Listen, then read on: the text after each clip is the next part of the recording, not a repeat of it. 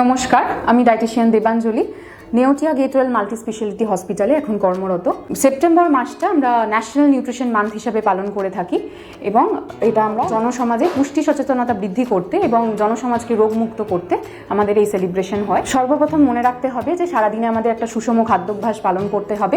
সবুজ শাকসবজি, রঙিন ফলমূল, প্রথম শ্রেণীর প্রোটিন যেরকম ডিম, মাছ, দুধ, ছানা, পনির, দই এই সমস্তগুলো আমাদের খাদ্য তালিকায় অন্তর্ভুক্ত করতে হবে এবং পরিমিত পরিমাণে আমাদের জল আমাদের পান করতে হবে। রক্তাল্পতা প্রতিরোধ, শিশুদের বৃদ্ধি বিকাশ, বয়ঃসন্ধিকালের পুষ্টি এবং জন্মের 6 মাস পরবর্তী যে পুষ্টি যা আমাদের উইনিং যেটা স্টার্ট হয় সেগুলো এবং জনসমাজে সকলেরই যে আমাদের পুষ্টি সচেতনতা সেটাই আমাদের এবারের থিম। মনে রাখবেন, সঠিক পুষ্টি আমাদের অনেক রোগ থেকে মুক্তি দেয় এবং আমাদের সুস্বাস্থ্য বজায় রাখতে সাহায্য করে। নমস্কার।